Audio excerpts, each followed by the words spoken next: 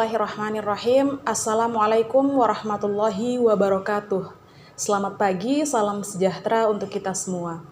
Alhamdulillahirabbil alamin, wassalatu wassalamu ala asrofil anbiya wal mursalin wa ala alihi wa ashabihi wa man tabi'ahum bi ihsan ila yaumiddin.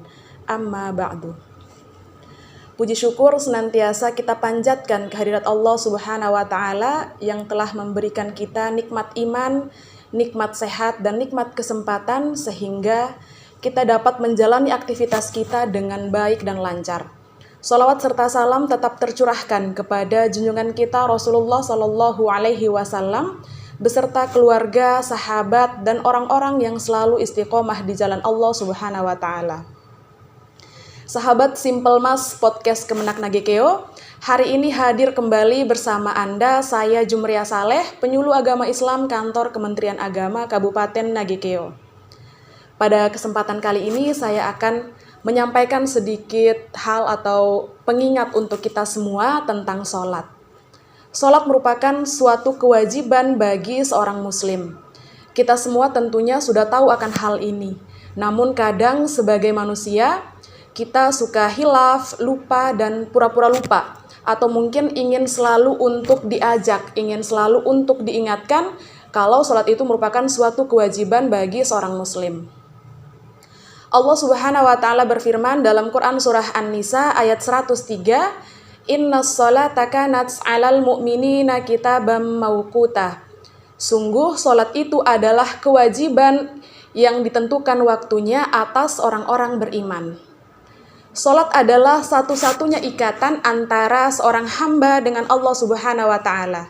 Sehingga ketika kita meninggalkan sholat, satu kali saja itu artinya kita telah memutuskan hubungan kita dengan Allah Subhanahu wa Ta'ala. Rasulullah Shallallahu Alaihi Wasallam bersabda, sholat itu seperti sebuah tiang di dalam agama. Hal ini dapat diibaratkan seperti sebuah rumah. Jika tidak memiliki tiang atau tembok sebagai penyokong, tentu akan roboh dan tidak dapat berdiri. Mengingat betapa pentingnya sholat, seorang yang sedang sakit pun tetap diwajibkan untuk menjalankan sholat. Jika tidak sanggup berdiri, maka boleh dengan duduk ataupun sambil berbaring, sesuai dengan ketentuan yang telah diatur. Allah Subhanahu wa Ta'ala sangat memahami dan sangat mengerti kondisi hambanya, sehingga kita diberikan kemudahan dalam menjalankan syariat.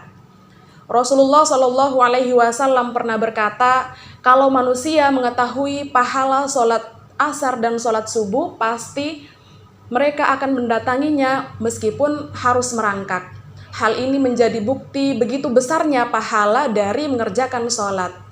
Sholat tidak hanya menjadi suatu kewajiban saja, melainkan juga sebagai bukti keimanan seorang hamba kepada Allah Subhanahu wa Ta'ala. Dalam Al-Quran surah Al-Ma'un ayat 4-5 Allah Subhanahu wa Ta'ala berfirman, Fawailul lil musallin, celakalah mereka yang sholat, alladzina hum an sholatihim sahun, yaitu orang-orang yang lalai dengan sholatnya. Artinya orang-orang yang lalai dengan sholatnya adalah orang-orang yang tidak mengerjakan sholat atau meninggalkan sholat. Maka apabila orang yang tidak mengerjakan sholat, maka akan celaka dan rugi. Jika sholat seseorang baik, maka amalan yang lainnya pun akan ikut baik. Namun jika sholat seseorang buruk, maka amalan yang lainnya pun ikut buruk. Sholat sebaiknya dilaksanakan tepat pada waktunya dengan khusyuk. Sehingga ketika kita mendengarkan suara azan berkumandang, maka bersegeralah untuk pergi ke masjid. Namun bagi yang perempuan lebih diutamakan sholat di rumah di samping tempat tidurnya. Sholat juga berfungsi untuk mencegah dari perbuatan keji dan mungkar. Hal ini dijelaskan dalam firman Allah Quran Surah Al-Ankabut ayat 45, Innas sholata tanha 'anil fahsya'i wal munkar. Sesungguhnya sholat itu mencegah dari perbuatan keji dan mungkar. Dengan demikian, seseorang tidak akan melakukan perbuatan dosa, seperti mencuri, berzina, melakukan tindak kekerasan, dan lain-lain. Saudara-saudariku sekalian, mari kita jaga sholat kita, jangan pernah tinggalkan sholat kita Jangan malas-malasan dan jangan ditunda-tunda sholat kita. Karena kita tidak pernah tahu sedetik atau semenit ke depannya Allah masih memberikan kita nafas kehidupan. Sekian yang dapat saya sampaikan.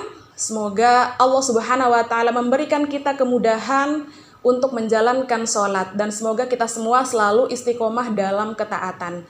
Amin, amin, Allahumma amin. Wallahul muwafiq ila aqwamit thoriq. Wassalamualaikum warahmatullahi wabarakatuh.